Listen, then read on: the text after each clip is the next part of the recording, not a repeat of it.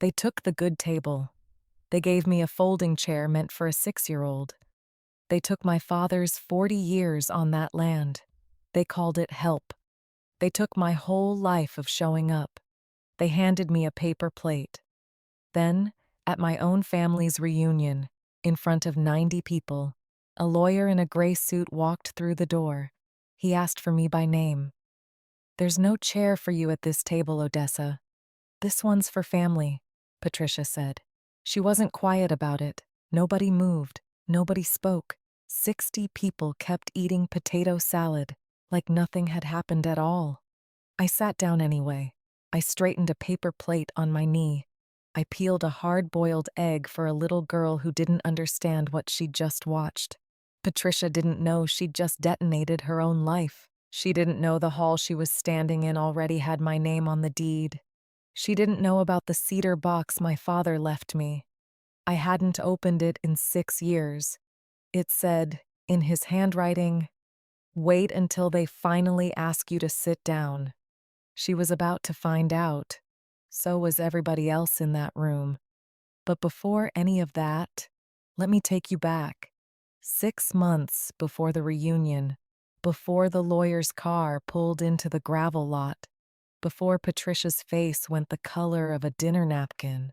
My name is Odessa Vance. I'm 61 years old. I didn't raise my voice that day. I never do. My father used to say some people mistake quiet for weak, and it's the last mistake they make. I grew up on Whitlock land, not in the big house, in the foreman's cottage past the tree line. My daddy, Ezra Vance, worked there 41 years for a man named Beauregard Whitlock. Everybody called him Beau. I called him Mr. Beau until I was 30. Then he told me to stop. I still couldn't quite manage it. My mother, Odell, died when I was 9. Pneumonia, the fast kind. My father raised me alone in that cottage, on that land, under that man's roof, in every way that mattered except the deed. I want to be plain about something, because it matters to the rest of this. My father was black. Beau Whitlock was white. For 3 generations, the Whitlocks built their name, their wealth, their reunions, and their table manners on the backs of people who looked like me. People who were never asked to sit at the table they built. Nobody in my family, and I mean the Whitlocks, because legally, eventually, I became one, ever called it what it was. They called my father part of the family. They called me sweet. They called the cottage the little house. Soft words that never once came with a chair. I have a memory of being 7 years old, my very first Whitlock reunion, watching from the kitchen doorway while Beau's grandchildren ran around the yard in their church clothes. My father stood at the edge of the lawn with his hat in his hands, waiting to be told it was fine to come closer. It was fine. It was always fine. It was never equal.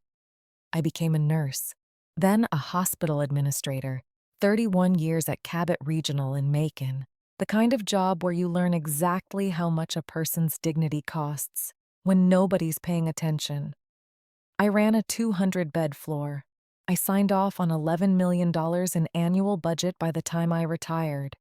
I know what competence looks like from the inside, and I know what it looks like from a folding chair. I remember a particular Tuesday in 1998, early in my administration career.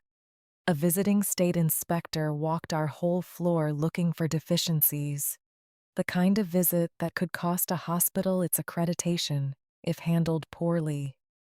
He found exactly 2 minor issues in 11 hours, both of them mine to answer for.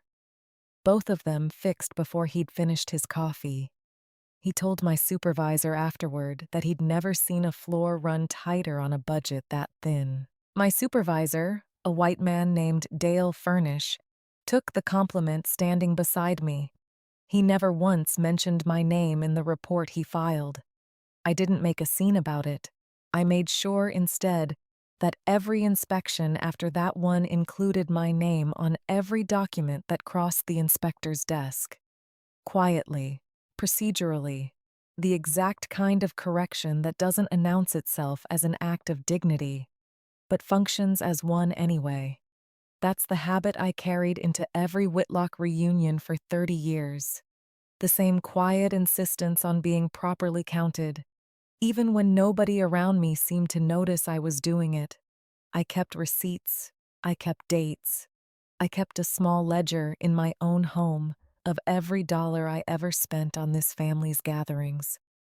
Not because I expected repayment, because I had learned the hard way more than once that a woman who doesn't keep her own records is a woman other people get to write the story for. Patricia Whitlock Ames never worked a floor like that in her life. Patricia married into money, then married out of it twice. By the time she was 54, she had one dying uncle's estate standing between her and the kind of collapse polite people don't talk about at reunions. I didn't know all of that yet, that July morning. I only knew the smell of Cypress Bend Hall, the same church camp cafeteria smell it always had. Sweet tea and hot vinyl tablecloths. Somebody's casserole going a little too long in a borrowed oven. I'd been up since 5. I always was. 30 years of Whitlock reunions, and I ran the kitchen every single one.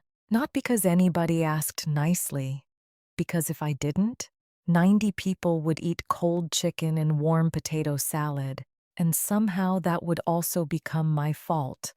I know how that sounds. Let me say the number plainly, because numbers are honest even when people aren't. I spent, by my own rough count, $4,200 of my own retirement money over 11 years. Buying groceries, folding tables, paper goods, and one broken air conditioner unit, for a hall that had never once put my name on a program, a name tag, or a seating chart. Beau Whitlock died 6 years before that particular reunion.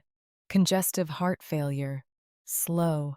The kind that gives a man time to think about what he's leaving behind and who he's leaving it to. I sat with him more nights than his own children did that last year. Not because I had to, because he asked, and because my father had spent his whole life at that man's side. Somebody in my family, and I use that word carefully, had to finish what Ezra started.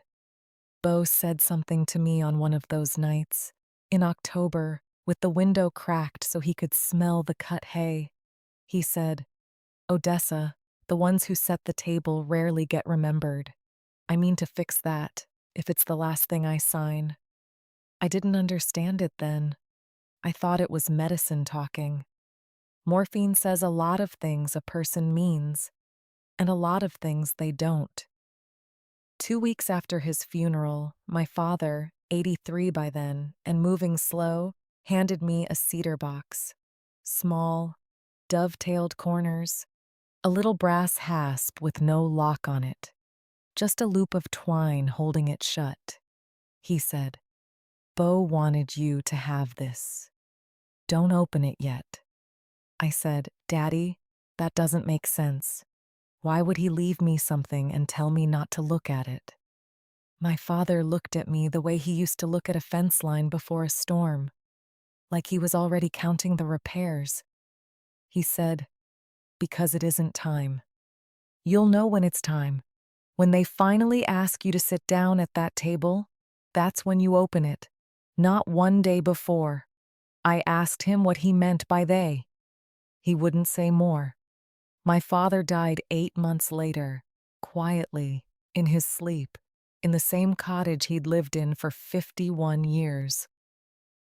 The cedar box sat on the top shelf of my closet for 6 years, twine unbroken, while I kept showing up to Whitlock reunions and kept getting handed folding chairs. I want you to understand something about Patricia before we go further.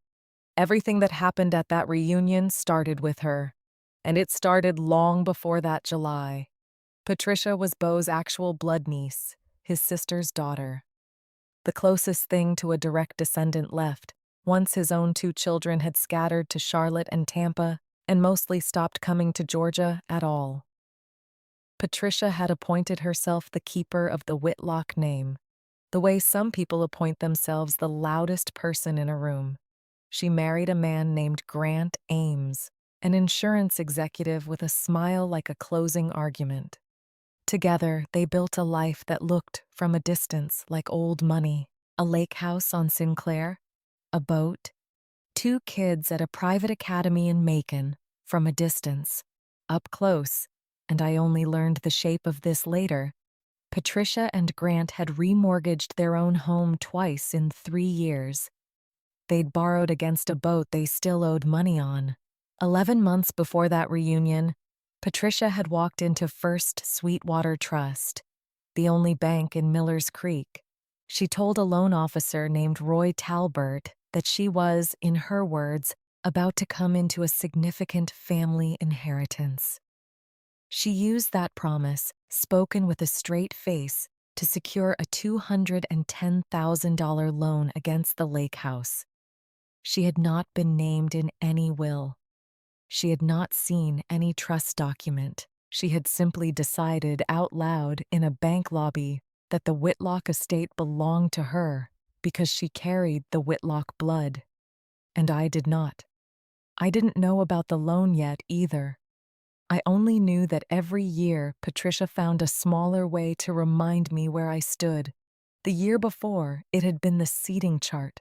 My name left off entirely, so I ate standing at the kitchen counter.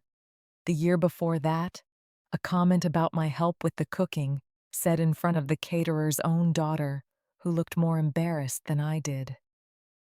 This year, she skipped the subtlety. I remember the gravel lot filling up around 11 that morning. Minivans and one gleaming white truck that belonged to Patricia's son-in-law. Doors slamming. Kids running for the tree swing somebody had hung the summer before. I remember carrying 2 casserole dishes myself because nobody offered to help. I remember the particular ache in my lower back that told me I was 61, and had been doing this since I was younger than some of the children running past me. Inside, the hall was already half full. Sweet tea in the big orange coolers. A folding table of deviled eggs I'd made at 5 that morning. Somebody's toddler asleep in a portable crib in the corner, guarded by a great-aunt named Ruth Ann. She'd always been kind to me, in the small, careful way people are kind when they've never had to think about being unkind. I want to be honest about something. Most of the Whitlocks were not cruel people, not in any way you could point to a name. Most of them were simply comfortable, and comfort has its own kind of blindness. They loved their potato salad and their family photos, and their easy Sunday morning affection for each other. They had simply never once, in 31 years, thought to ask why the black woman who cooked their reunion every summer never had a seat that matched everyone else's. Patricia was different. Patricia noticed exactly where the lines were. She liked standing on the correct side of them, where other people could see her do it. She found me at the drinks table around noon, refilling the tea. She looked at the card table set up near the window, the one with the little chairs. The crayons still scattered from an hour before, when the youngest cousins had been drawing. "Odessa," she said, loud enough that 3 or 4 heads turned. "Why don't you sit yourself down over there for a minute? Take a load off." I said, "I'm fine standing, Patricia. Thank you." She smiled the way people smile when they've already decided the conversation is over. "No, really," she said, and she actually took my elbow, the way you'd steer someone who couldn't see well. "There's no chair for you at this table. This one's for family." She pulled out the little metal folding chair, child height, and set it at the edge of the card table, like she was doing me a courtesy. I looked at that chair a long moment. I looked at the room. Nobody was rushing to correct her. A cousin named Diane actually laughed, quick and nervous. The kind of laugh people give when they know something is wrong, and they've decided not knowing is easier. I sat down. I want you to understand why. It wasn't because I agreed with her. It wasn't because I didn't know exactly what she meant by the help usually sits before she'd even finished getting the words out. I sat down because I had spent 61 years learning that some rooms are not worth burning down over a chair. And because I already knew, somewhere in the back of my mind that had been carrying my father's words for 6 years, that this particular room was closer to burning down than Patricia understood. A little girl named Bree, maybe 6, Ruth Ann's great-granddaughter, slid a coloring book toward me without looking up.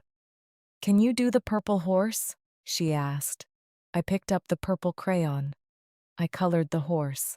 I peeled a hard-boiled egg someone had left half-shelled on a paper towel and handed the clean half to Bree, because that's simply what you do with a child sitting next to you, whether the room has decided you belong there or not.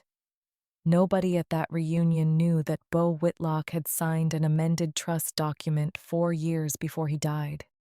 Nobody knew that a lawyer named Warren Castellano had been sitting on that document, sealed, for 6 years, per instructions that were oddly specific for a legal file, to be read aloud only on the date of the family's own annual reunion, in the hall itself, in front of whoever happened to be standing there. I didn't know it either, not fully. I knew the cedar box existed. I knew my father's words. I didn't yet know what was inside. I hadn't broken that twine because it still, that morning, did not feel like time. It would, before the day was over. Patricia straightened her blouse and walked off toward a cluster of cousins near the dessert table, already telling somebody, in a voice pitched just a little too proud, that she'd handled the seating situation. I heard the word handled. I filed it away the way I file most things Patricia says, carefully, without comment, for later. I didn't know yet about the $210,000. I didn't know about Roy Talbert at First Sweetwater Trust, or the promise Patricia had made him, with a straight face, 11 months earlier. I didn't know that in about 4 hours, a gray sedan would pull into that gravel lot, that a careful man in a gray suit would step out with a leather folder under his arm, that the whole shape of that afternoon would turn over, like a table flipping onto its side. I only knew the purple crayon was almost out of color. Bree wanted a second horse, and somewhere out past the tree line, on land my father had walked every single morning for 41 years, the sun was doing exactly what it always did in July in Millers Creek, Georgia. Rise high and hard, indifferent to who was sitting where. I finished the second horse. I looked up once, toward the door, though nothing was there yet. Just habit, maybe. Or maybe some small, stubborn part of me already knew what my father meant, all those years ago, about knowing when it was time. By 1 o'clock, the hall had filled all the way. 92 people, if you counted the baby asleep in Ruth Ann's lap and the teenager who never came out from behind his phone. I'd counted heads out of habit, the same way I used to count patients on a floor at Cabot Regional, because you can't feed a room you haven't measured. I stood up twice to refill the tea coolers. Nobody offered to spell me. That wasn't new. What was new, or at least sharper than usual, was the way Patricia's daughter, Kaylee, drifted past the card table not long after her mother had. She looked down at me the way you'd look at a stain on a tablecloth you were deciding whether to mention. "You know," Kaylee said, to nobody, and to me at the same time, "it's actually kind of sweet, Aunt Odessa always knowing her place like that." She wasn't my niece, I want to be clear about that. The family had a habit of handing out the word aunt to me, the way you'd hand a child a toy to keep them occupied. Warm on the surface, never once meaning it carried any actual weight, any actual seat, any actual say. I looked at Kaylee. I didn't raise my voice. I said, "I know exactly where I stand, sweetheart. Better than most people in this room, I'd wager. She blinked because she hadn't expected an answer. She walked off toward the dessert table without one of her own. I should tell you about the moment that came right after. It's the one I've turned over the most since. More than the folding chair itself, more even than the courtroom. Because it's the moment the family's comfortable silence briefly cracked open and showed exactly what was underneath it. A second cousin by marriage, a man named Wade, who I'd met maybe 4 times in my whole life, had overheard Kaylee. He laughed, a short, ugly bark of a laugh, and said, loud enough for the drinks table to hear, "Well, she's not wrong. Some people just have a way about them, don't they? Knowing how things work." I turned to look at him directly. There's a particular kind of comment that hides behind vagueness on purpose, daring you to name what it actually means, so that the person who said it can act wounded that you'd read something ugly into something so innocent. "What way is that, Wade?" I asked him, plainly. No heat in my voice at all. He shifted, the way people do when a question lands closer to the bone than they expected. "I just mean, you know, people like you. Y'all are good at service, good hands for it. No offense." The room went quiet around us, in a small radius. The particular quiet of people who heard exactly what was said and are deciding, in real time, whether to acknowledge it. "People like me," I repeated, still calm, still not raising my voice, because I had long ago learned that heat only ever gives a comment like that somewhere to hide. "You mean black people, Wade. You can say it. I've been one my whole life. It's not a secret you're revealing." He went red, fast, the particular red of a man who thought he was being folksy and discovered too late that he'd been recorded plainly for what he actually meant. "I didn't mean anything by it," he said. "It's just an observation. My granddad used to say the same thing, and he meant it as a compliment." "Your granddad," I said, "was talking about my father, most likely. The same way you're talking about me right now." I imagine my father heard it exactly the way I'm hearing you, which is a fence dressed up as a compliment, meant to keep a person in a particular place while telling them how graceful they look standing in it. Wade didn't have an answer for that. Nobody around the drinks table did either, not immediately, though I noticed Ruth Ann, a few feet away, had gone very still, her mouth a thin line, the look of a woman recalculating a relative she'd tolerated for decades without ever really examining. "I think," Ruth Ann said finally, into the silence, "that was an ugly thing to say, Wade, and you ought to think on why it came so easy." Wade mumbled something that wasn't quite an apology and walked off toward the parking lot, ostensibly for air. He didn't come back inside for the better part of an hour. I want to be honest that this wasn't the first time in my life I'd heard some version of that sentiment, dressed in slightly different clothes. I'd heard it from a hospital board member once, early in my career, who told me I had such a natural gift for patient comfort, in a tone that made clear he meant something narrower and more diminishing than the words themselves. I'd heard it from a neighbor once, complimenting my garden, who added, unprompted, that she'd always heard your people had a way with growing things, as though 4 generations of my family's actual, specific, back-breaking agricultural labor on this exact soil could be flattened into a vague racial instinct, rather than what it plainly was, which was work, taught hand to hand, season after season, by people who had no other path available to them, and made the very most of the one they were given. I didn't explain any of that to Wade. Some lessons aren't mine to teach a grown man for free on a Saturday afternoon. I simply returned to the card table, sat down across from Marcus, who had watched the whole exchange with his jaw slightly open, picked the purple crayon back up. "That was insane," Marcus said, quiet, once Wade was well out of earshot. Nobody's ever just said it like that before. Out loud.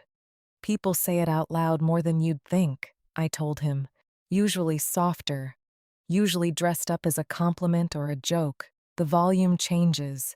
The idea underneath it mostly doesn't. I want to tell you what knowing her place cost me. In a real number. I promised myself a long time ago that if I ever told this story out loud, I'd tell it with the receipts, not just the feeling. Over 11 years of Whitlock reunions, I had spent $4,200 keeping this family fed.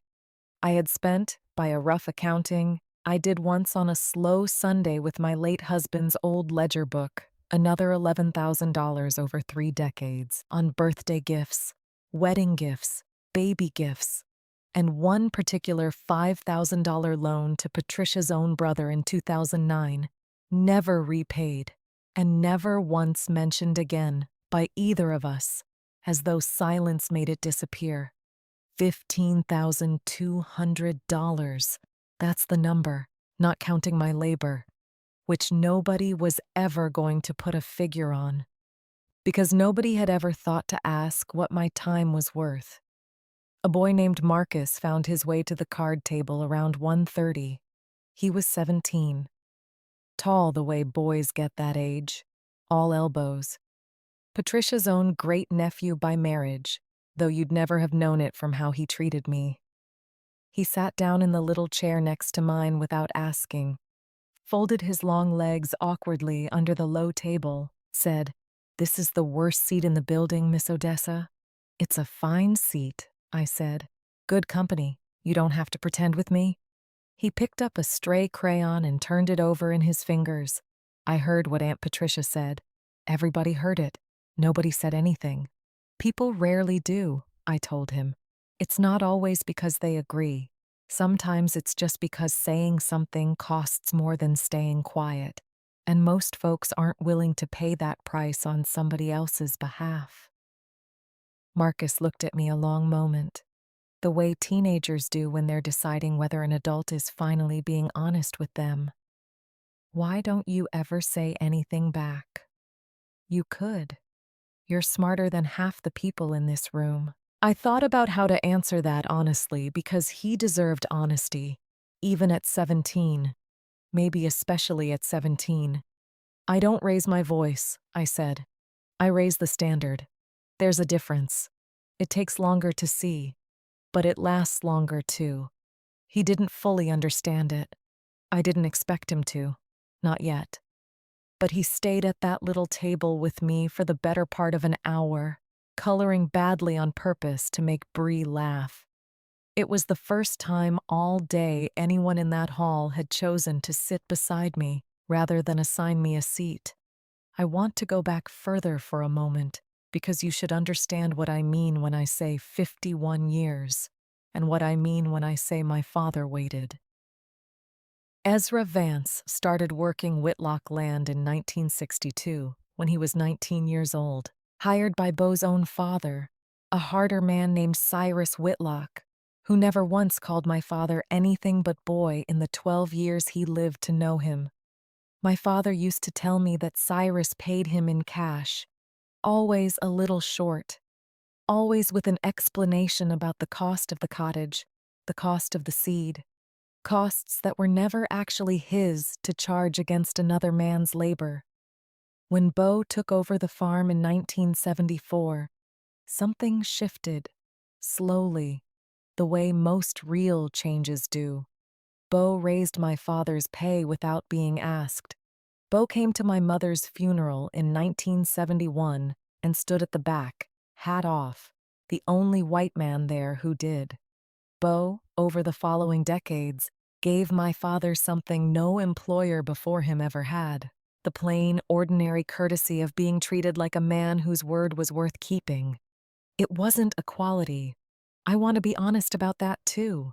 This isn't a story about a good white man rescuing a black family from history. If it sounds that way at any point, stop and remember the folding chair. Beau Whitlock benefited, every single day of his life, from a system that put his family's name on a hall and my family's name on nothing. He knew it. Late in his life, he said so, plainly, more than once. What Bo did in the end was small compared to the scale of what his family had taken over 3 generations. It was also the only thing he had power to do: put his name and his signature and his money behind a correction. I didn't know the details of that correction yet, sitting at the card table that July afternoon. I only knew the cedar box, sealed, waiting on my closet shelf 60 miles away, and my father's voice telling me it wasn't time. 2:15 came, and Patricia gathered a cluster of cousins near the punch bowl.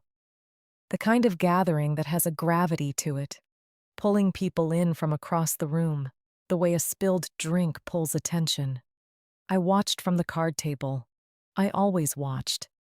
31 years of hospital administration teaches you to read a room the way other people read a book. It finalizes this month, I heard Patricia say. Not quite as quiet as she probably intended, because Patricia never quite managed quiet when she was proud of something. The trust. Uncle Bo's estate. It's coming to me. I've already talked to Grant about what we're going to do with the acreage. A cousin named Diane, the same one who'd laughed at the folding chair, said, "That's wonderful, Pat. You've always been the one who kept this family together." "Somebody has to," Patricia said. I watched her glance, just briefly, toward the card table, toward me, like she was checking that the room's order had held. I didn't say anything. I colored a third horse for Bree, this one green. We'd run out of purple, but I felt something settle in my chest that afternoon, cold and clear. The kind of feeling I used to get on a hospital floor right before a code. When you know something is about to happen and your body starts preparing before your mind catches up. Patricia had just said out loud in front of a dozen witnesses that an estate she had no legal claim to was already hers. I didn't know yet about the loan.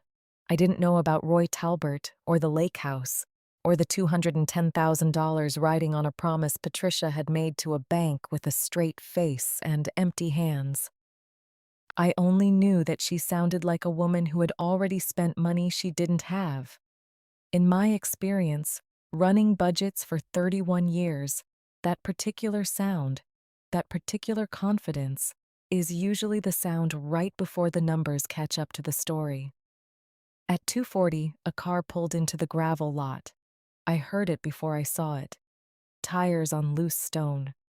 Slower than the minivans that had been arriving and leaving all day. I looked up. So did Marcus, sitting beside me, though he had no reason to. It was a gray sedan, clean, out of place among the trucks and family SUVs, the kind of car that belongs to somebody who bills by the hour. I felt my stomach do something small and tight, a knot I couldn't yet explain because I didn't recognize the car and I didn't know the man who would step out of it. But some part of me sat up a little straighter in that folding chair built for a child half my size. The part that had been carrying my father's words for 6 years. The part that remembered a dying man saying the ones who set the table rarely get remembered. I didn't know it yet. But the day was about to change shape entirely, and it was going to happen in front of every single person who had spent the last 3 hours deciding exactly where I belonged. The man who stepped out of that gray sedan was somewhere in his early 60s. Gray suit, no tie, a leather folder tucked under one arm like it weighed more than it looked. He moved carefully, the way people move when they've spent a career being precise about small things. Because small things are where lawsuits live. I didn't recognize him, but I recognized the folder. Bo used to carry one just like it years ago, before his hands got too unsteady to manage the clasp. He crossed the gravel lot at an unhurried pace, climbed the 2 concrete steps to the hall's screen door, let himself in without knocking, The way you do when you've been somewhere enough times that knocking feels unnecessary. The room noticed him before he said a word. That's what a stranger does in a room full of family, especially a stranger in a suit on a Saturday afternoon. Conversations dipped. Forks paused halfway to mouths. Patricia turned first, because Patricia always turned first toward anything that might concern her. "Can I help you?" she said, stepping forward with the particular brightness of a woman who assumes every unexpected guest is there to admire something she's built. The man didn't answer her directly. He looked past her, scanning the room, the way you'd scan a crowded parking lot for one specific car. "I'm looking for Odessa Vance," he said. "I was told she'd be here." I felt every head in that hall turn toward the card table at once. 92 people, and in that particular second, it felt like every one of them was looking at a 61-year-old woman sitting on a chair built for a child, holding a green crayon. "I'm Odessa Vance," I said. I set the crayon down. I stood, slowly, because there is no dignified way to leap up from a chair that low. I have never once in my life pretended dignity I didn't have the footing for. Patricia's smile didn't leave her face immediately. It just went a little uncertain at the edges, like a photograph starting to curl in heat. "I'm sorry, and you are?" "Warren Castellano," he said. He extended a hand, first to Patricia, out of simple courtesy, then, more deliberately, to me. "I represent the estate of Beauregard Whitlock. I apologize for interrupting your reunion. This isn't a social visit. The estate finalized months ago," Patricia said. There was an edge creeping into her voice now, thin but real, like a crack under a coat of fresh paint. "I've been in touch with the executor's office myself."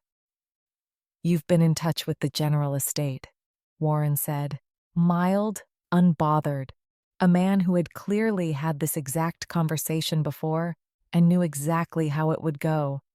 "There's a separate instrument, a codicil, amended and notarized 4 years before Mr. Whitlock's death, that supersedes the earlier distribution.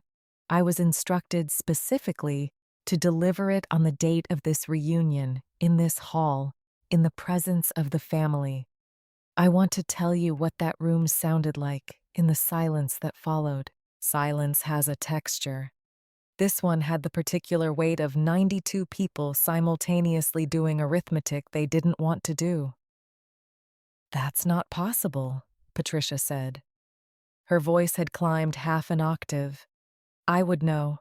I'm the one who's been handling everything since Uncle Beau passed." "You've been handling the general estate," Warren said again.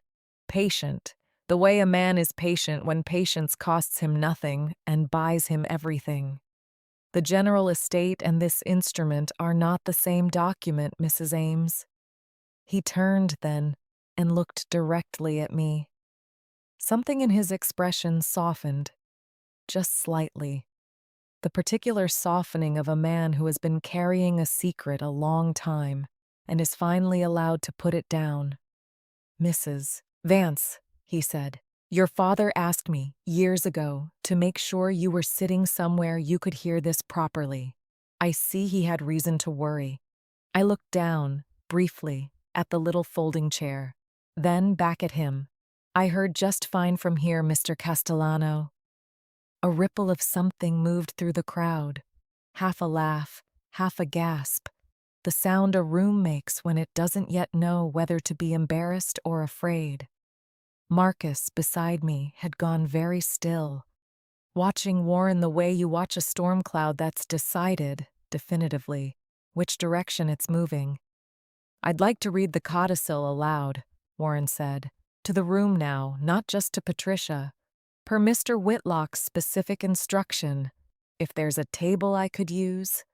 Nobody moved for a moment. Then Ruth Ann, of all people, quietly slid the dessert table's contents to one side, clearing a space, and said, "Use this one, hun." I want to be honest with you about what I felt in that stretch of seconds. waiting for a lawyer to open a leather folder in a room where I'd spent the entire afternoon holding a crayon meant for a child.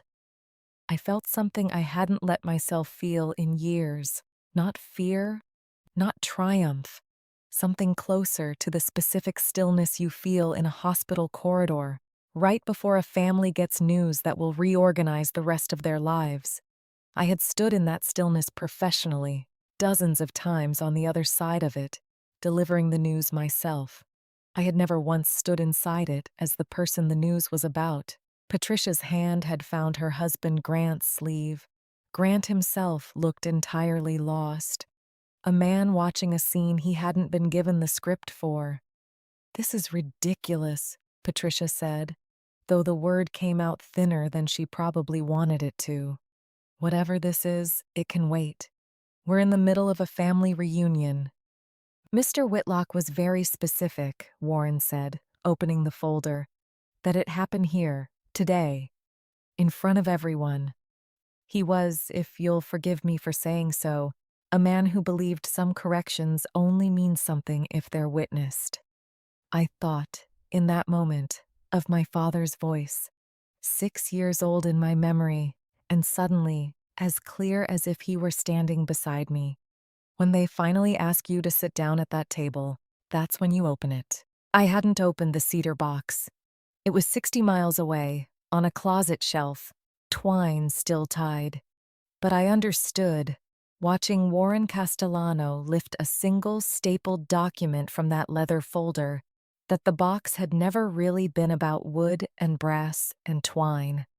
It had been about this exact moment, this exact room, this exact reckoning my father had somehow known, decades in advance, was coming for a family that had spent 3 generations deciding who got a real chair.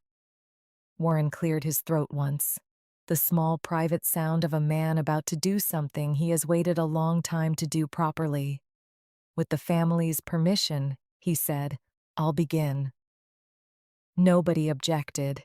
Nobody, in that particular silence, seemed capable of remembering how to. "This is a codicil to the last will and testament of Beauregard Whitlock," Warren read, his voice pitched to carry, the way a courtroom voice carries without ever needing to shout. "Executed and notarized on March the 14th, 4 years prior to the testator's death, and intended to amend and supersede any prior distribution of the property described herein." He paused, the practiced pause of a man who knows exactly how much weight a sentence needs to land. "Before I continue," he said, "I want to explain why I'm reading this here, today, rather than in an office with fewer witnesses." Mr. Whitlock was explicit about his reasoning. "I think it matters that you hear it in his words rather than mine." He turned a page and read again. This time the voice in the room was Beau's, carried across 6 years by nothing but ink and a careful man's promise. "I have spent my whole life watching this family gather every summer in a hall built, in part, by the labor of people we never once thought to thank properly. Ezra Vance gave this family 41 years. His daughter Odessa gave it 30 more. In every way but blood, and in every way that mattered, she has been more of a Whitlock than most who carry the name. I do not intend to correct history. I only intend to correct what remains within my power, which is this: what I leave behind." I felt Marcus's hand find my elbow, steadying, though I hadn't realized I needed steadying until I felt it. Warren continued, "I hereby name Odessa Vance as sole trustee and majority beneficiary of the Whitlock Family Trust, including Cypress Bend Hall and the surrounding 340 acres of farmland on Sweetwater Road, effective upon my death, to be disclosed and administered according to the specific instructions filed alongside this document." The room, if it is possible for a room to make a sound with no single voice in it, made one. A collective intake of breath, 91 people at once, minus the one who had known this was coming for 6 years and still felt her knees go unsteady beneath her. "That's not possible," Patricia said again. But this time the words came out smaller, less certain, the sound of a woman watching a structure she'd built collapse in real time and trying, uselessly, to keep standing on the pieces. "I assure you it's entirely possible, Mrs. Ames," Warren said. "The document is notarized, witnessed, and has been on file with my office for 6 years. It was recorded with the county the week after Mr. Whitlock's death. Though the terms of disclosure required, it remains sealed until this date." "Recorded," Patricia repeated. Something in her face had gone the color of the paper napkins stacked on the dessert table. "You mean the deed? To the hall? To the acreage?" "I mean the deed," Warren said. "Filed and public record. Mrs. Vance has, in fact, held legal ownership of this hall and the surrounding acreage for 6 years. Today was simply the date, Mr. Whitlock chose for the family to be informed. I want to tell you honestly that I did not feel triumphant in that moment. I felt, more than anything, unbearably tired. The specific tiredness of a woman who has spent 30 years being told, gently and constantly, that she did not quite belong at a table that had, this whole time, already belonged to her. Patricia's hand had gone to her chest, an old-fashioned gesture, the kind you see in movies, except her face was doing something movies rarely capture accurately, the particular blankness of a person doing frantic arithmetic behind their eyes, and coming up, every time, with the same impossible number. "Warren," she said, and I noticed she'd dropped the Mr. Castellano, reaching, suddenly, for a familiarity she hadn't earned. "There has to be some kind of mistake. There are arrangements already made based on—" She stopped herself, but not fast enough. "Based on what, Mrs. Ames?" Warren asked. His voice hadn't changed at all. Still mild, still careful, though I noticed his eyes had sharpened slightly, the look of a man whose profession had trained him to hear an unfinished sentence the way other people hear a smoke alarm. Patricia didn't answer. Grant, beside her, had gone very quiet. The particular quiet of a husband recalculating exactly how much he did and didn't know about his own household finances. I didn't know yet, in that exact moment, about the $210,000. I want to be honest about the order of things because it matters. I learned about the loan the following week, from a source I'll get to. I want you to feel the reveal the way I felt it, in pieces, rather than all at once, because that's how the truth actually arrived. I stood in that hall holding a folding chair's worth of dignity, a green crayon's worth of patience. What I knew was this: Patricia Whitlock Ames had just publicly, visibly, unmistakably run out of a story she had been telling for months. The room was watching the exact second it ran out.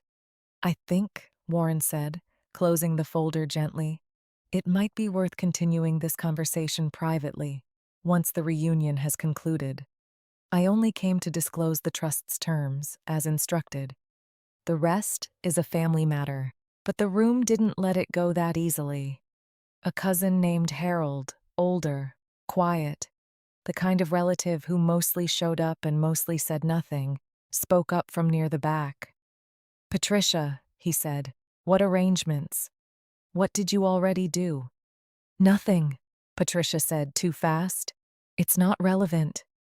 "It's relevant if you borrowed against something that was never yours," Harold said. I noticed for the first time all day that somebody besides Marcus and Ruth Ann was looking at the situation with something other than idle curiosity. Patricia didn't answer him. She turned instead and looked at me. Really looked at me. For what might have been the first time in 11 years. Something crossed her face that wasn't quite an apology and wasn't quite fear. It sat somewhere uncomfortably between the two. "Odessa," she said, "we should talk. Privately. We can talk," I said. whenever you're ready. But I think, given the afternoon we've had, I'll finish my tea first. I sat back down, in the folding chair, because I had decided, somewhere in the last 4 minutes, that I would leave that chair on my own terms and no one else's. Leaving it too quickly would let the room believe the chair itself had ever been the point. Marcus, beside me, was grinning in the particular unguarded way 17-year-olds grin when they've just watched an adult do something they'll remember for the rest of their life. "Miss Odessa," he said, quiet, "just for me, you're the coolest person I've ever met. I'm just a woman who waited a long time to sit exactly where I already belonged," I told him. "Don't confuse patience for cool. Patience is just cool that had to wait longer than it wanted to." Warren approached the card table a few minutes later, once the room's noise had returned to something like its normal register, though quieter now, threaded through with whispered arithmetic. He crouched slightly, an old-fashioned courtesy, to speak to me at something closer to eye level. "Your father left me one more instruction," he said. "Years ago, when we first discussed the codicil, he said there was a box, cedar with a twine hasp. He said you'd know when it was time to open it." "I know," I said.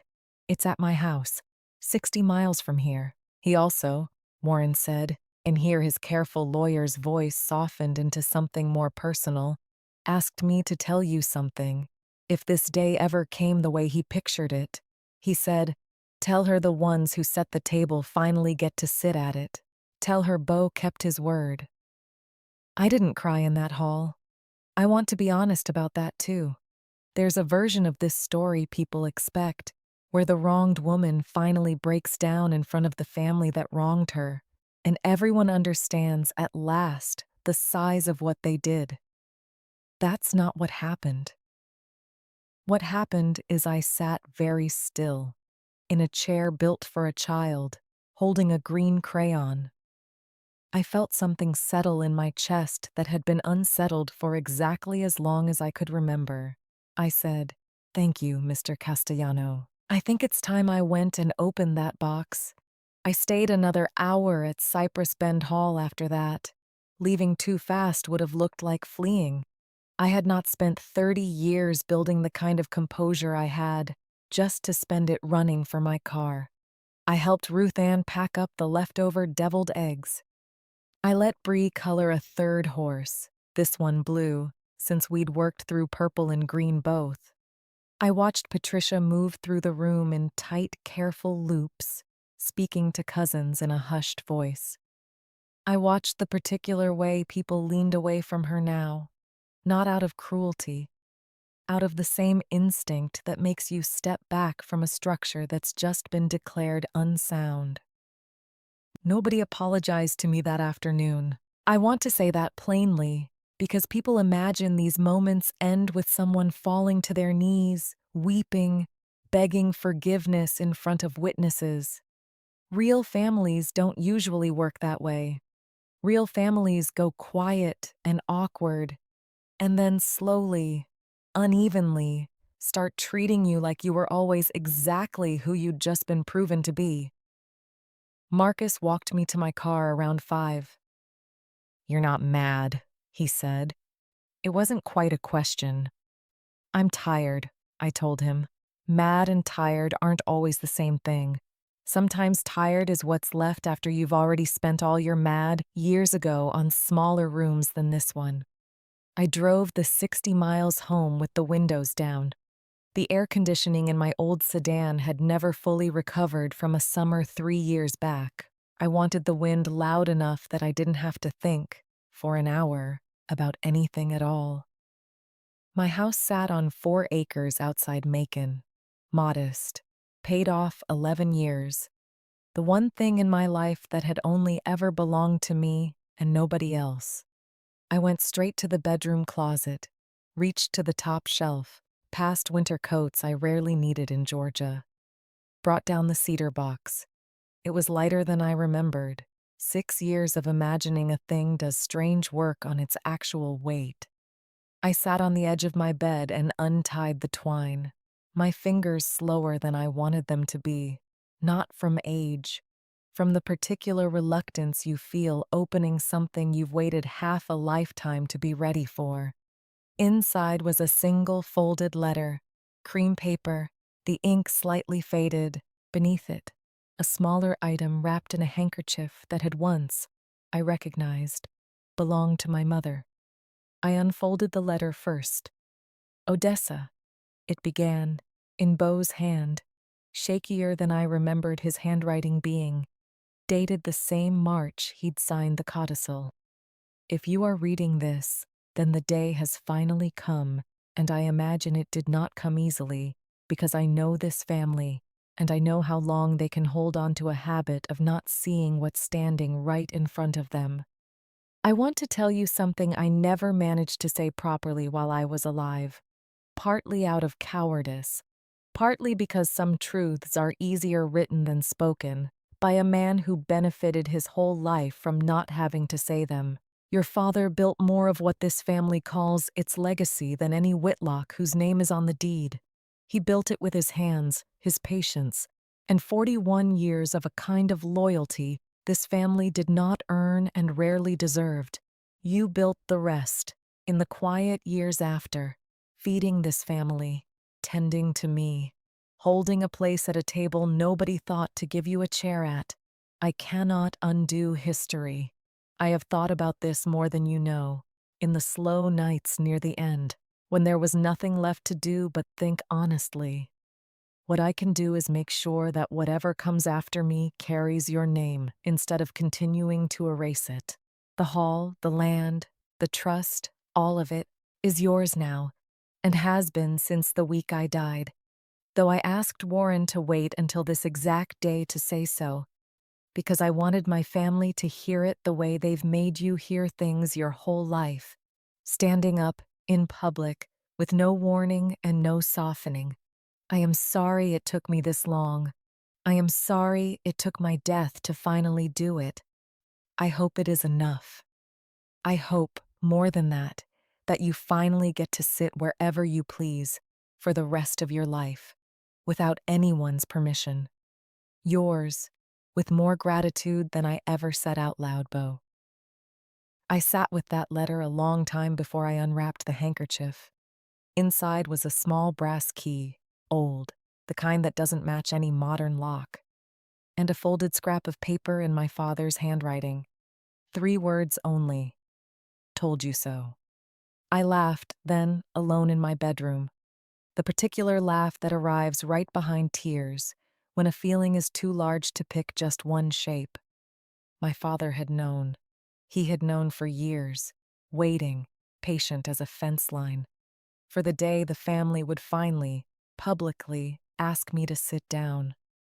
I thought, holding that scrap of paper, about all the small moments when my father said almost nothing and meant almost everything by it. Once, Cyrus Whitlock shortchanged his pay for the 3rd month running. My father just said quietly, "Write it down, Odessa. Every time. Someday the writing matters more than the shouting." Another time, he stood at the edge of that reunion lawn, hat in hand. In the truck on the drive home, he told me, "Some doors you don't push. You wait for somebody to finally see they never should have been shut in the first place." I understood, sitting on my bed with his handwriting in my palm, what this whole plan really was. The codicil, the sealed box, the exact date chosen for its reveal. 2 men had assembled it slowly, over years. Both of them understood that patience, applied precisely enough, becomes its own kind of instrument. I didn't know yet what the key opened. I would learn within the week that it fit a small strong box bolted inside the hall's old equipment closet, containing the original 1974 deed transfer paperwork Beau had filed the year he took over the farm. Documentation that would matter enormously once Patricia's situation with First Sweetwater Trust came fully into the light, because that situation did come into the light, faster than any of us expected. I want to pause here and tell you about the morning after the reunion, because it matters as much as anything that happened in a courtroom later. I woke before dawn, out of habit. I found myself standing in my own kitchen at 5 in the morning with nothing urgent to prepare. No 90-person crowd waiting on casseroles. No folding tables to set up. It struck me, standing there in the quiet, how much of my adult life had been organized around making myself useful to people. People who had never once organized any part of their lives around making room for me. I made coffee, just for myself, in the good cup my late husband Thomas had given me for our 20th anniversary before the cancer took him quick, 11 years back now. I sat at my own kitchen table, a real table, 4 sturdy chairs, all of them mine. I let myself simply sit there, doing nothing, for the better part of an hour. A luxury I hadn't allowed myself on a Sunday morning in longer than I could properly remember. I thought about Thomas that morning, more than I usually let myself. He used to tell me gently, most years around reunion season, that I didn't owe the Whitlocks the version of myself I kept handing them. Tireless, uncomplaining, endlessly useful. I used to tell him it wasn't about owing. It was about Ezra, about finishing what my father started, about a stubbornness I'd inherited whether I wanted it or not. Thomas would just nod, the particular nod of a husband who has made his point and knows better than to press it twice, and let me go on doing what I was going to do anyway. I thought, that Sunday morning, that Thomas would have liked watching Warren Castellano walk into that hall. I thought he would have liked even more watching Patricia's face when the words sole trustee and majority beneficiary landed in a room built, in no small part, by my own father's hands. The following Tuesday, I got a call from Ruth Ann, of all people. It turned out she had a granddaughter working as a teller at First Sweetwater Trust. She'd heard, through the particular grapevine that runs through every small town, regardless of how private anyone believes their business to be, that a loan officer named Roy Talbert had spent his weekend combing back through a file that suddenly, urgently, needed re-examining. "They're saying Patricia lied on a loan application," Ruth Ann told me, her voice equal parts scandalized and delighted, the way small towns often are about their own unraveling secrets. Said she was inheriting the Whitlock Trust. Put it in writing, apparently. Banks saying now that's fraud, if it turns out to be false, and Warren's letter to the family, it went and made it plenty false. I sat with the phone against my ear, looking out at my own 4 acres, quiet in the late morning heat. I felt that same cold, clear feeling settle over me that I'd felt at the card table, watching Patricia announce, to a room full of cousins, that an estate she had no claim to was already hers. "How much," I asked, "did she borrow?" $210,000, Ruth Ann said, "against the lake house. Grant didn't even know the full amount from what I hear. He's furious.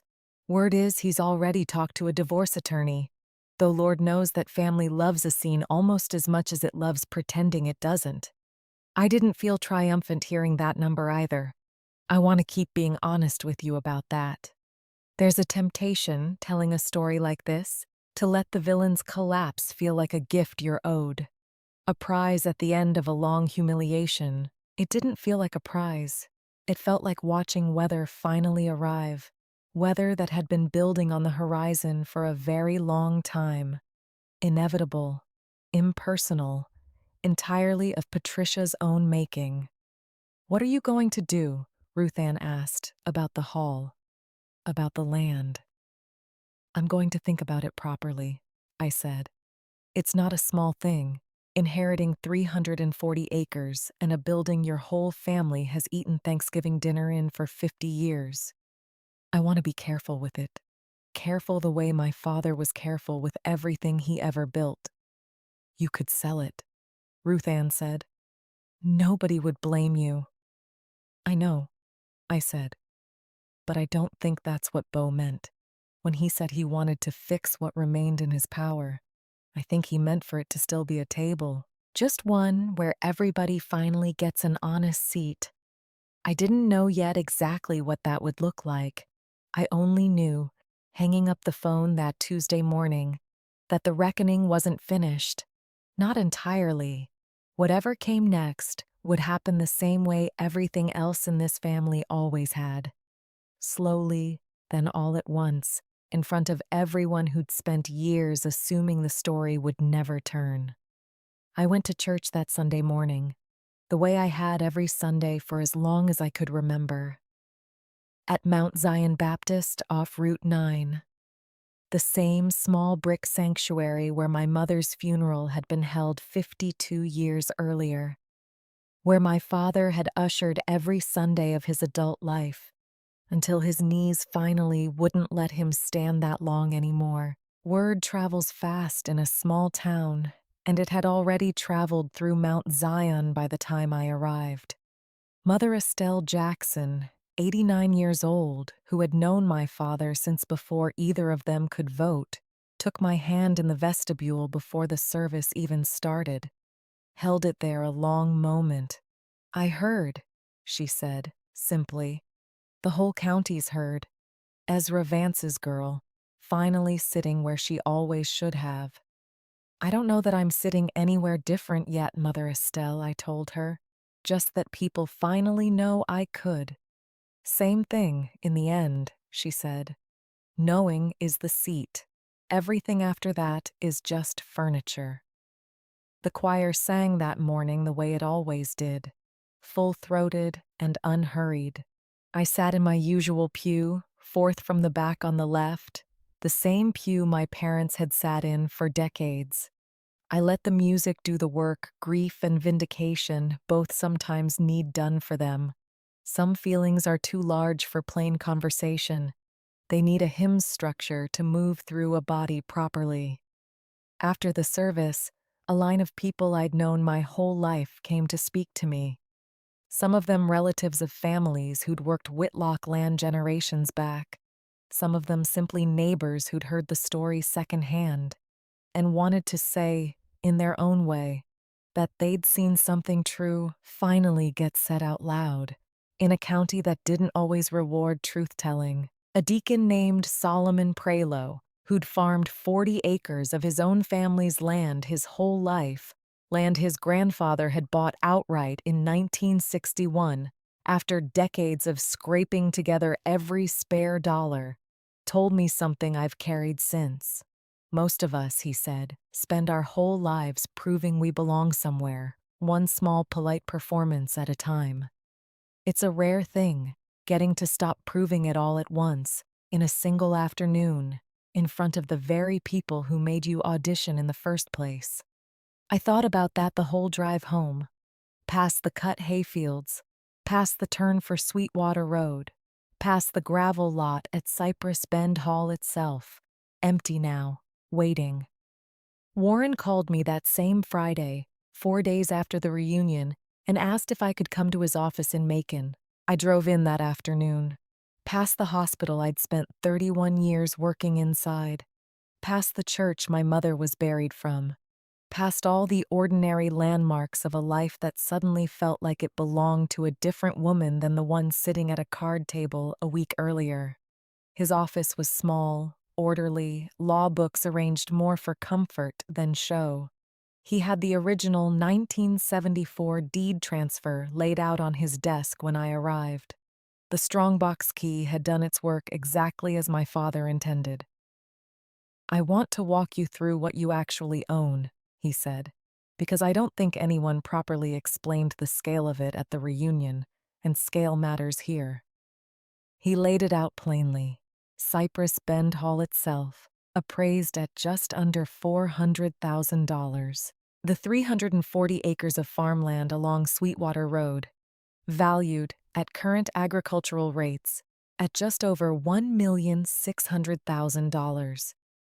Combined with the trust's remaining liquid assets, a modest but real sum Bo had set aside specifically for the hall's upkeep, The total came to $2,100,000. 2.1 million, I repeated. Saying a number out loud sometimes is the only way to make it feel real rather than theoretical.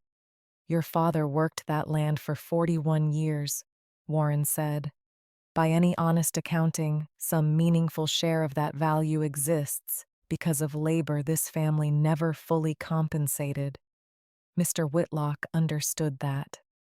I think, in his own limited way, he was trying to settle a debt that had been accumulating for 3 generations. I sat with that for a moment. It doesn't undo anything, I said. Bo saying sorry on paper, 6 years after he could have said it to my face. No, Warren agreed. It doesn't. I don't think he believed it did either. I think he believed it was the only correction available to him, and he made it as completely as he knew how. We talked for another hour about practical matters, probate timelines, the trust's administrative structure, my options for what to do with the hall and the acreage going forward. I told him I wanted time to think. He told me gently that I had all the time I needed, because for the first time in this whole story, the clock wasn't running against me. The clock, as it turned out, was running hard against Patricia. I learned the fuller shape of it over the following 3 weeks, partly from Ruth Ann's granddaughter at the bank, partly from Marcus, who had apparently appointed himself my unofficial family correspondent, texting me updates with the particular relish teenagers reserve for watching adults face consequences. Roy Talbert's internal review at First Sweetwater Trust confirmed what the family had already started whispering. Patricia had, in writing, on a signed loan application, represented that she was the confirmed beneficiary of a pending inheritance from the Whitlock estate, an inheritance she had no legal claim to, and had never been formally promised by anyone with authority to promise it. The bank's fraud department opened a formal review. Roy Talbert, to his credit, according to Ruth Ann, had been uneasy about the loan from the start, and had kept careful notes. Grant Ames, for his part, filed for divorce 11 days after the reunion. Whether it was the fraud, the debt, or simply the particular embarrassment of learning his wife had staked their entire financial life on a lie told to strangers, I couldn't say, and honestly, it wasn't my business to guess. What I knew was that the lake house went up for sale within the month. Patricia moved into a rental apartment in Macon that Kaylee described to Marcus, who described it to me as not what she's used to. I want to be honest that I did not enjoy hearing any of this. Not the way I might have expected to years earlier. If you'd told 61-year-old me that Patricia Whitlock Ames would one day lose her house, her marriage, and her standing all in a single autumn. There is a particular flatness that arrives when a cruelty finally meets its consequence, a flatness that has more to do with exhaustion than satisfaction. I had spent so many years absorbing this family's slights. Watching one specific slight finally collapse under its own weight didn't feel like winning. It felt like finally being allowed to put something down. Wade, the cousin who'd stood at the drinks table and told me people like you had a natural gift for service, sent me a message through Facebook that August. An unprompted, oddly formal paragraph explaining that he'd reflected on the reunion and wanted to clarify he hadn't meant it that way. I read it twice. I didn't respond immediately because I've found that some apologies need to sit unanswered for a while before you know whether they're sincere or simply an attempt to smooth over a discomfort that belongs, rightly, to the person who caused it.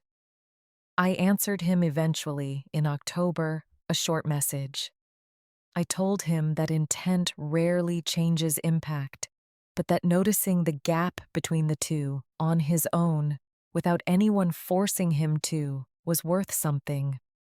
I told him I hoped he'd carry that noticing into the next room he walked into, the next comment he almost made without thinking. He wrote back only, "I will. Thank you for saying it plain." I don't know, honestly, whether he has. Some corrections you plant and never get to watch grow. You trust the seed anyway, because the alternative is deciding no seed is worth planting at all. But there was more coming. It arrived in a way none of us, including Patricia, saw fully coming. 3 weeks after the reunion, the county tax assessor's office, in the ordinary course of updating property records following the trust's public filing, flagged something in the Whitlock family's broader financial history. It turned out Patricia had not only lied to the bank about the Whitlock inheritance, she had 4 years earlier filed a homestead exemption on the lake house, claiming it as her primary residence, while simultaneously claiming a separate homestead exemption on a property in Charlotte she and Grant had quietly maintained. A double exemption that had saved her roughly $11,000 in property taxes over 4 years, and was, under Georgia law, itself a form of tax fraud. I didn't go looking for this information. I want to be clear about that, because it matters to the story I'm telling you. I wasn't investigating Patricia. I wasn't building a case. The truth simply kept surfacing on its own, the way it tends to once a family stops protecting a story that was never true to begin with. Marcus texted me the news with 3 exclamation points, which felt about right for a 17-year-old. But I remember sitting with it more soberly, thinking about how much of Patricia's whole adult life had apparently been built on small, careful lies stacked one atop another, each one requiring the next to hold the structure up, until a single lawyer with a leather folder walked into a reunion hall and the entire thing came down at once. I went back to Cypress Bend Hall myself, alone, on a Sunday afternoon in late August, 3 weeks after the reunion. I wanted to see it without 90 people in it, without a folding chair waiting for me at a card table, without anyone's permission required. It was quiet in a way I hadn't experienced it in decades. Dust motes hanging in the afternoon light through the tall windows. The linoleum floor scuffed from 50 years of potato salad and children's shoes. I walked the length of the room slowly, running my hand along the same folding tables I'd set up and broken down more times than I could count. I thought about my father, standing at the edge of a lawn once, hat in his hands, waiting for permission to come closer, to a family that had, this entire time, secretly already belonged to him. I found the equipment closet Warren had mentioned.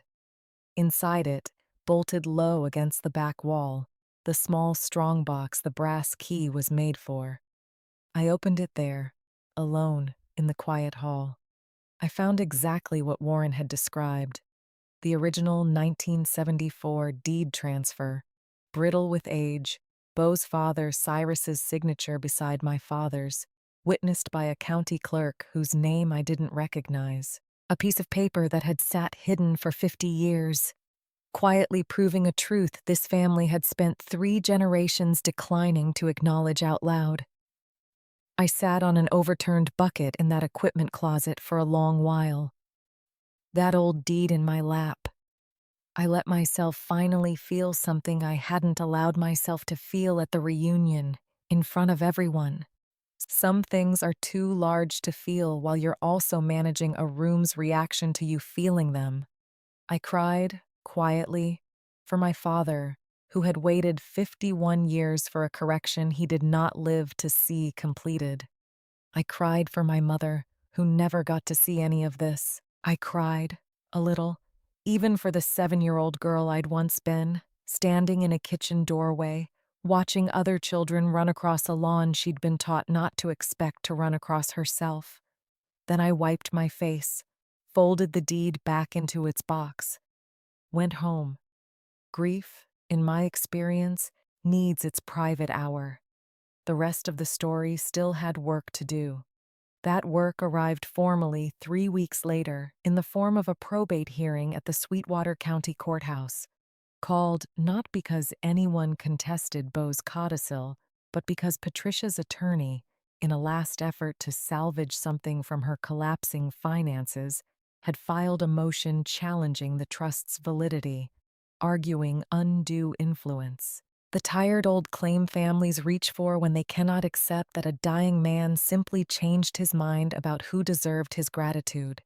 I did not want to go. I want to be honest about that too.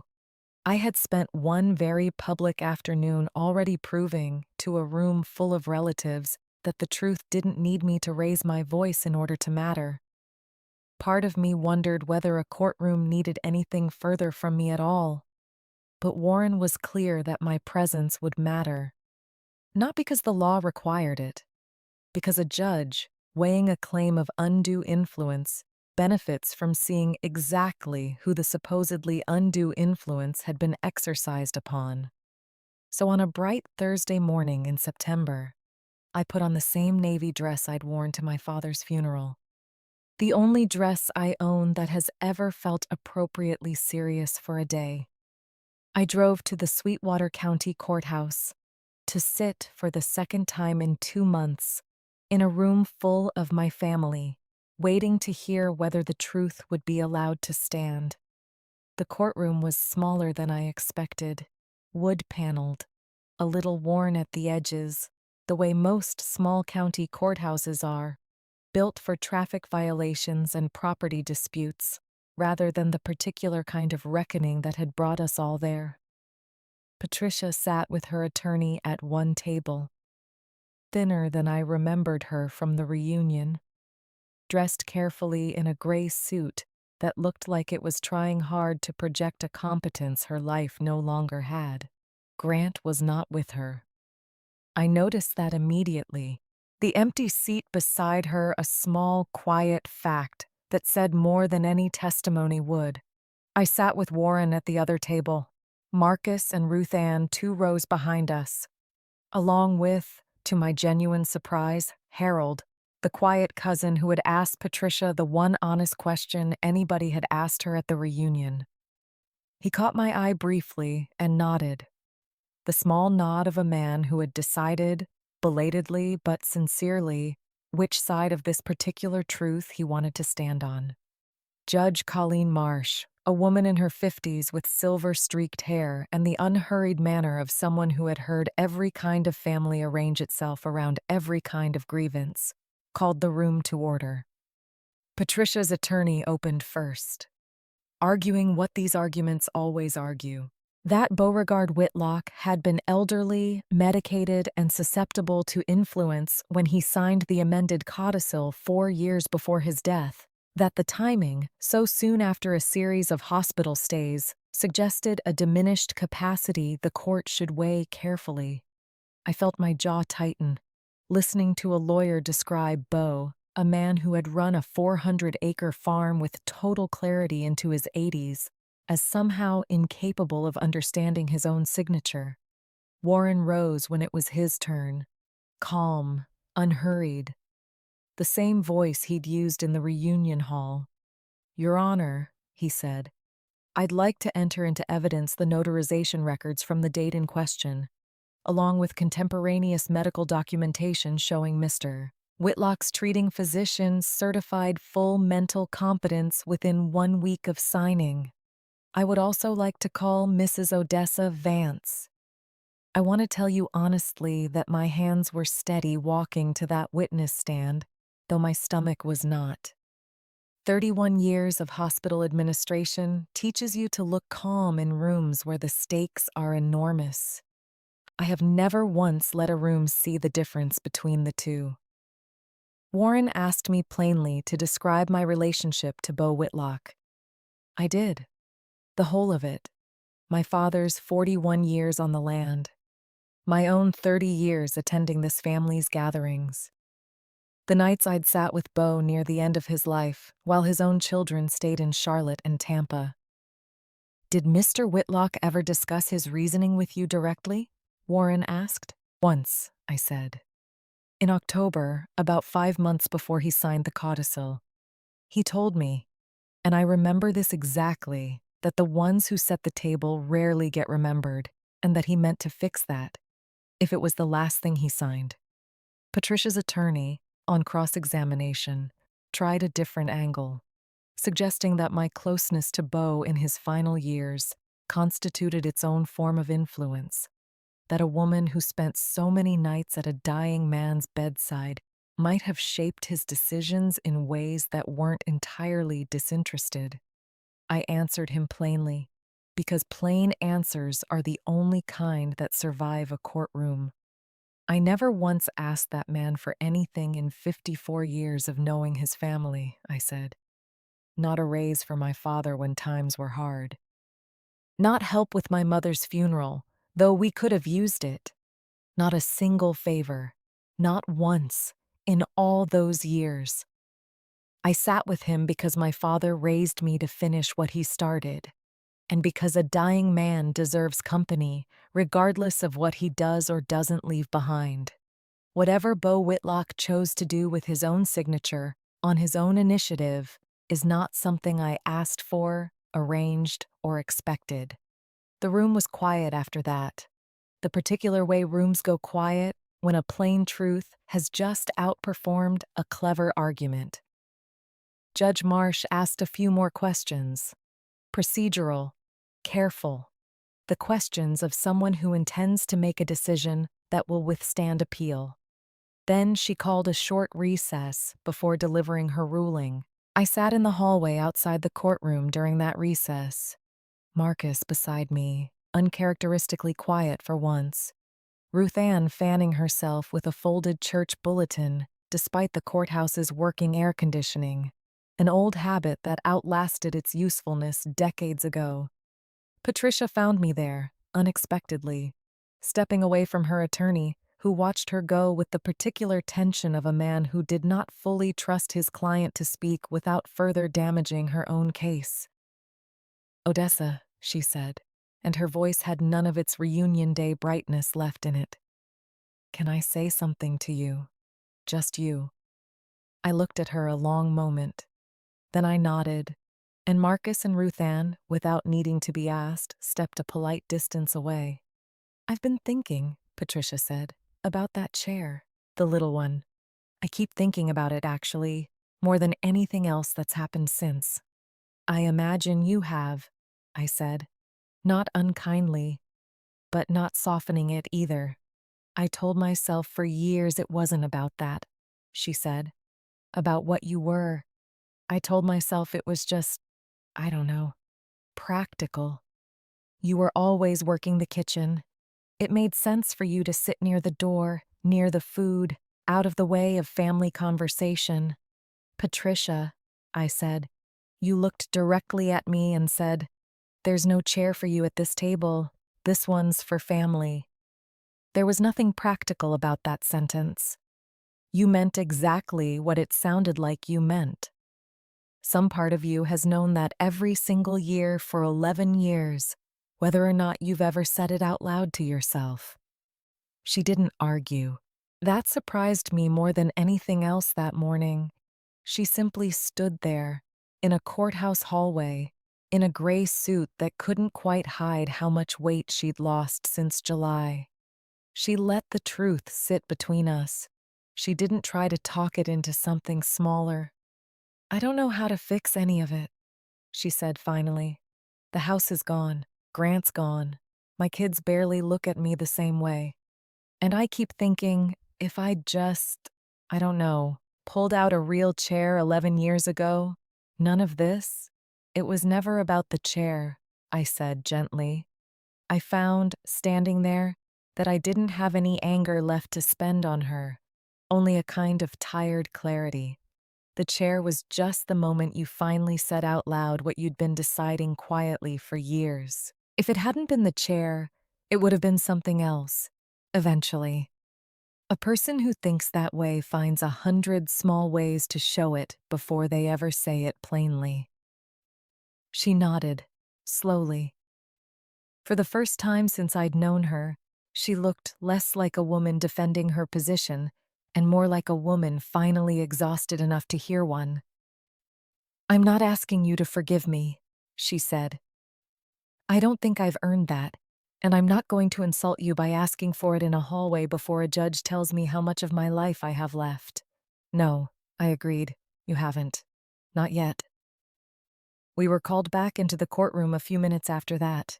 I did not expect what happened next, though I suppose, looking back, Warren had been building toward it the entire recess, quietly, the way careful men build toward things.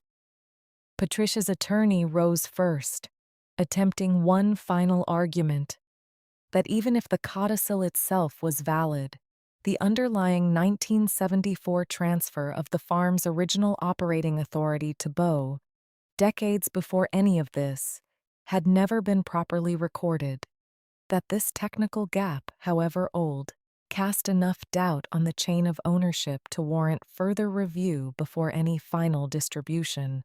It was, I understood even without much legal training, a delay tactic. The kind of argument made by a lawyer who knows the substance is lost and is simply trying to buy his client more time. Warren stood, unhurried as ever, and asked the court's permission to introduce one additional piece of evidence. Obtained, he said, only in the past several weeks. "Your Honor," he said, "I'd like to enter into the record the original 1974 deed transfer document, recovered from a sealed strongbox on the property itself, bearing the signature of Cyrus Whitlock, Beauregard Whitlock's father, transferring full operating authority of the farm to his son, witnessed and dated the same year counsel suggests the record is incomplete." Mrs. Vance located this document herself, using a key her own father had kept for exactly this purpose, for exactly this day. I felt the whole courtroom shift its attention toward me again. The second time in 2 months that a room full of people had turned to look at a woman they'd spent years not quite seeing. "My father," I said when Judge Marsh asked me to confirm the document's origin, "kept that key in a cedar box for 51 years, along with the letter Beau Whitlock wrote me before he died. He told me I'd know when it was time to use it. I didn't understand what he meant until the day a lawyer walked into my family's reunion and asked for me by name." Judge Marsh examined the document herself, turning it carefully in gloved hands a court clerk provided, comparing the signatures against certified samples Warren had already filed. The courtroom stayed silent the entire time, the particular silence of a room watching a 50-year-old piece of paper finally do the one thing it had been quietly waiting its whole existence to do. "This resolves any question of chain of title," Judge Marsh said finally, setting the document down. "Counsel's motion for further review is denied. I see no basis for additional delay." Patricia's attorney sat back down without argument. Patricia herself did not look at him. She was looking instead at me, and at the old brittle deed on the clerk's table. Something in her face suggested she understood, finally, completely, that there had never been a version of this story where the ending came out any different. The truth had been sitting in a strongbox, patiently, for 50 years, waiting for exactly this room. Judge Marsh's ruling, delivered 20 minutes later, was brief and unambiguous. The court found no credible evidence of diminished capacity or undue influence, upheld the codicil in full, dismissed Patricia's challenge with prejudice, meaning it could not be refiled. The judge added in a comment that Warren later told me was unusually direct for a probate ruling, that she found it, in her words, troubling that a claim of undue influence was raised against the one person in this narrative who appears to have asked for nothing, by relatives who have separately been the subject of a pending bank fraud referral. I want to tell you what it felt like. Hearing a judge, a stranger with no stake in my family's history, say a version of the truth I had been carrying quietly for decades, out loud, in a public room, with a gavel behind it. It felt like the exact opposite of a folding chair. It felt like a table wide enough finally for the whole truth to sit down at once. Behind me, in the gallery, I heard Ruth Ann exhale, a long breath she'd apparently been holding since the motion was filed. I heard Marcus whisper, not quite as quietly as he probably intended, "Yes." The single syllable of a 17-year-old who had just watched an adult he admired get handed publicly exactly what she'd always deserved. I turned, briefly, and caught his eye. He grinned at me the way he had at the card table 2 months earlier, except this time there was nothing uncertain in it. No question about whether the room would hold. I nodded back, once, and turned to gather my things from the table. There was still a hallway to walk through. A family, however fractured, still waiting to see how I would carry myself once the gavel had already fallen. Outside the courthouse, on the steps, in bright September sunlight, Harold approached me before I reached my car.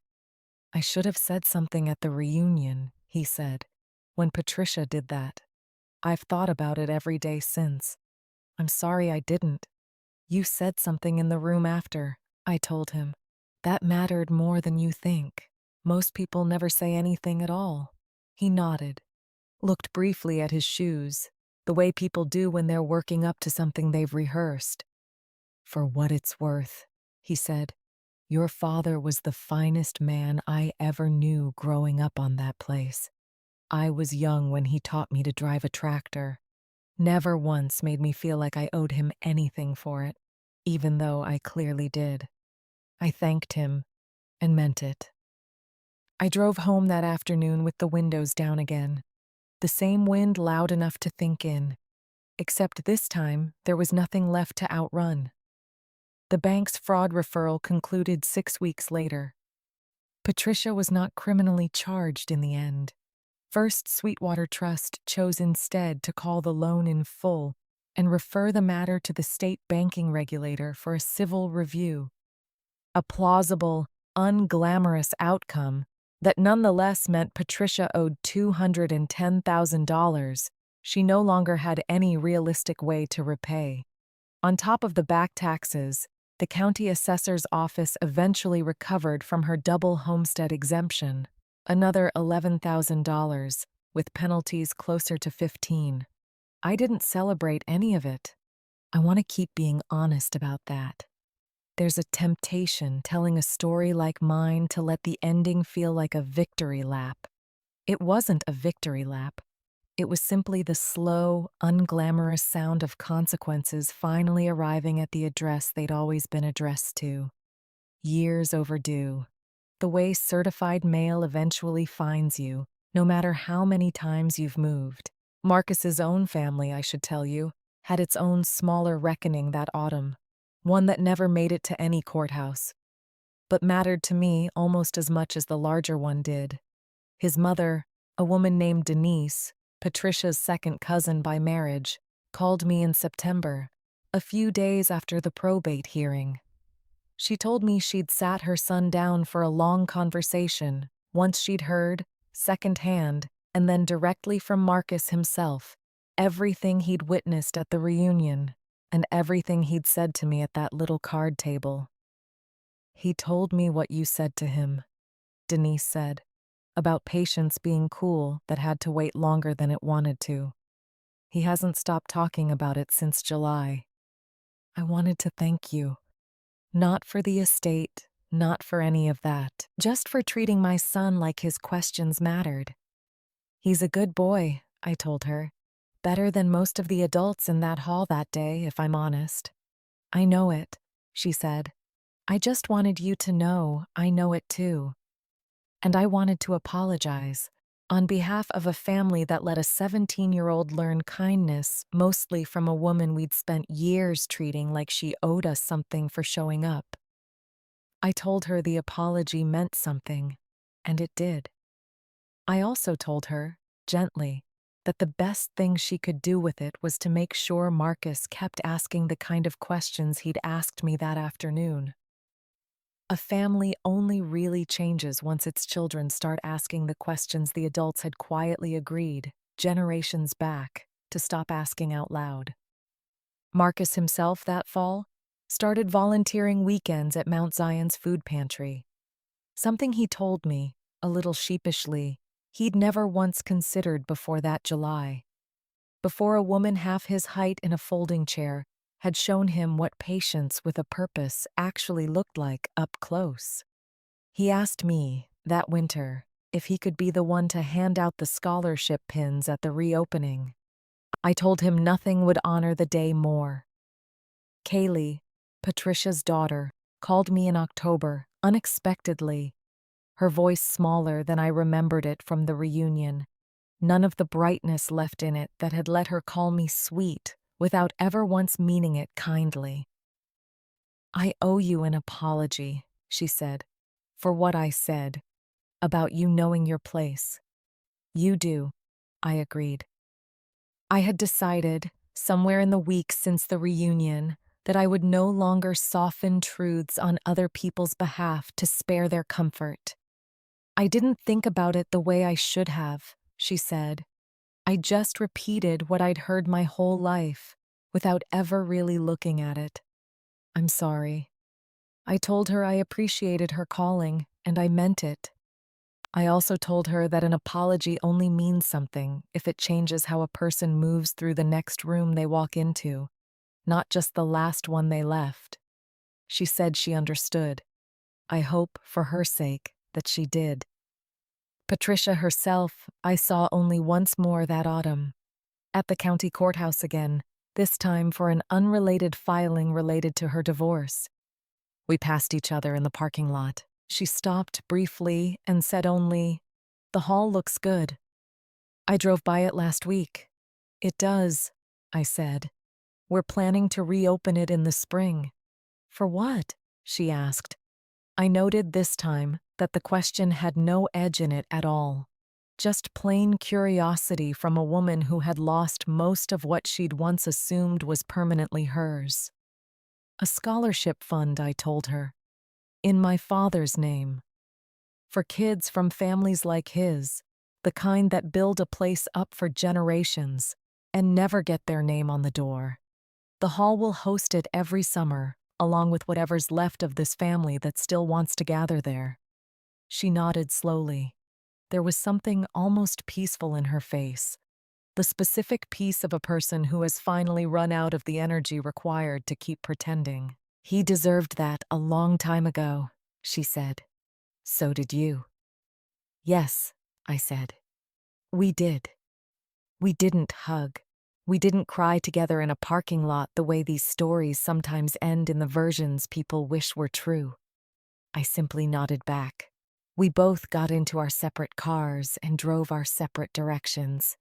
I think that was, honestly, the most peace either of us was owed from each other, at least for now. I want to go back, though, before I close this out, to something that happened between the courthouse and the reopening. It matters more than the tidy ending I could give you if I skipped straight to the ribbon cutting. In November, 4 months after the reunion, I got a letter in the mail. An actual letter, the kind almost nobody sends anymore. From a woman named Constance Whitlock Reyes, Beau's own daughter, living in Tampa, whom I had met perhaps a dozen times across my whole life and never once had a real conversation with. She wrote that she'd heard, through the family grapevine that apparently reached even Tampa eventually, everything that had happened at the reunion and in the courthouse afterward. She wrote that she was ashamed, not of her father's decision, which she said she supported entirely, but of her own decades of distance. The choice she and her brother had made, quietly over the years, to visit Georgia less and less, to let people like Patricia run the family's gatherings, to never once ask why the woman who cooked every meal never had a seat at the table she was feeding. "I think," she wrote, "we told ourselves it wasn't our responsibility because we weren't the ones being unkind directly. I understand now that distance is its own kind of unkindness. when you have the standing to change something and choose comfort instead. She asked if she could visit the next time she was in Georgia, not to inject herself into a story that wasn't hers, simply to meet, properly for the first time, the woman her father had spent his final years quietly trying to make things right for. I wrote back and told her she was welcome any time. She came in March, the month before the hall reopened. We sat on my porch for 3 hours, drinking sweet tea. She told me stories about her father I'd never heard, softer ones from before I was born, about the young man Bo had been before he inherited a farm and a family history heavier than he knew what to do with. I told her about my own father, the fence lines he walked every morning for 41 years, the particular way he used to hum while he worked, tuneless but constant, like a man keeping time with something only he could hear. "I wish I'd known you both sooner," Constance said, near the end of that visit. "Properly, I mean, not just as somebody at the reunion. You know me now," I said. "That's not nothing. Some people never get around to it at all." She asked before she left if she could contribute to the scholarship fund we were setting up. I told her that would honor her father's intent exactly. She wrote a check that afternoon for $25,000. The first outside gift the Ezra Vance Community Scholarship ever received. The beginning, as it turned out, of a fund that would grow considerably larger over the following years once word of the story spread through Sweetwater County the way stories do in small places, slowly, and then everywhere at once. We spent that winter, Warren and I and a small committee, working out exactly what Cypress Bend Hall would become. I want to walk you through those meetings because the practical, unglamorous work of building something is as much a part of this story as the courtroom was. We met most Tuesday evenings in Warren's office, 5 of us around a folding table not unlike the one I'd spent 30 years setting up at reunions, except this one had a real chair for every single person sitting at it. Ruth Ann came, insisting she still had opinions worth hearing at 78. Harold came, quieter than the others but steady, the kind of steady I'd come to trust more with each passing week. Marcus came, technically too young to have a formal vote on anything, but nobody in that room had the heart to tell a 17-year-old he didn't belong at a table, of all tables, given everything that had brought us there. And Bree's mother, a woman named Simone I'd barely known before that year, married into the Whitlock line through a cousin's son, came too. Once she heard what the scholarship was meant to do, she said she wanted her daughter to grow up watching this kind of table get built, rather than just hearing about it secondhand, years later, the way most children learn their family's history, sanded down and softened for comfort. We settled after 4 Tuesdays of careful argument on the structure. The Ezra Vance Community Scholarship would draw its funding from the Trust's annual income, roughly $90,000 a year once the farmland's lease income was factored in, enough to fund 4 full scholarships of $6,000 apiece for graduating seniors from Sweetwater County families who had worked land they never owned. The precise, specific gap my father had spent his entire life standing inside of without anyone ever building him a ladder out. Warren handled the legal architecture, the trust documents, the scholarship committee's bylaws. Careful the way he'd been careful with everything since the day he first sat down with a dying man and a cedar box 6 years earlier. Ruth Ann handled outreach, calling every school counselor in 3 counties personally, because she said a scholarship nobody hears about might as well not exist. Harold, it turned out, had a quiet talent for fundraising, reaching out to old Whitlock family friends and farm supply contacts he'd known his whole life, raising an additional $40,000 in pledges before the reopening even happened. I handled the applications themselves, reading each one personally that first year, 61 of them for 4 spots. Reading those essays, written by 17 and 18-year-olds describing parents and grandparents who picked cotton, tobacco, and peaches on land that carried somebody else's name on the deed, was its own kind of reckoning, harder, in some ways, than the courtroom. It made plain just how many families in this one county alone were living some version of the exact story I'd just lived myself. I want to tell you honestly that not everyone in the family came around the way Constance did. Patricia's brother, a man named Dale I'd known even less than I knew Patricia, never once reached out. He made it clear, through a mutual cousin, that he considered the whole matter, in his words, an overcorrection. I let that stand without argument. Not every door needs knocking on twice. I had by then learned the particular piece of not needing every single person's approval in order to feel whole.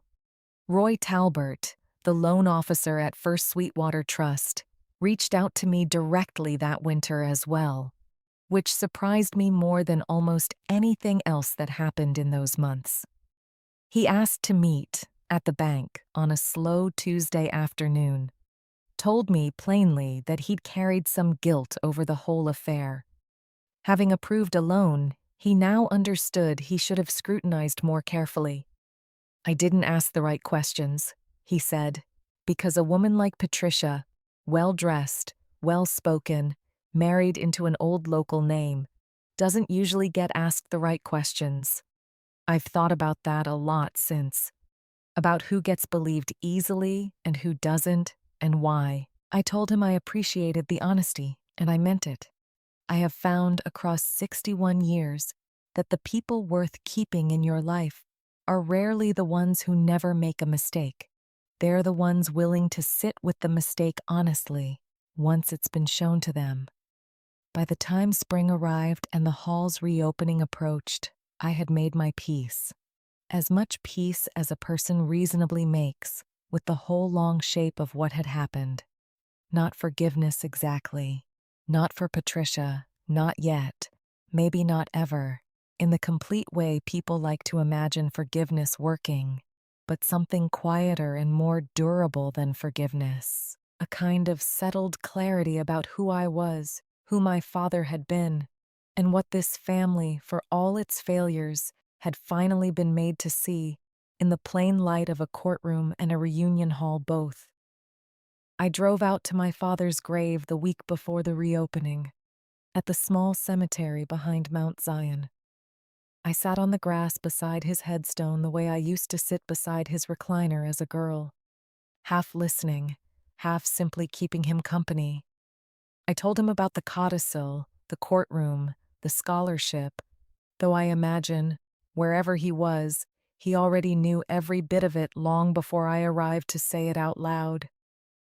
I told him, too, that I finally understood what he'd meant, all those years ago, about knowing when it was time.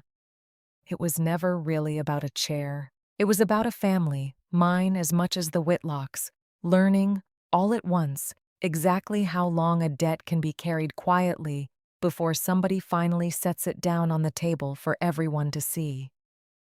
The reopening itself came on a bright Saturday in May. 90 people gathering again at Cypress Bend Hall.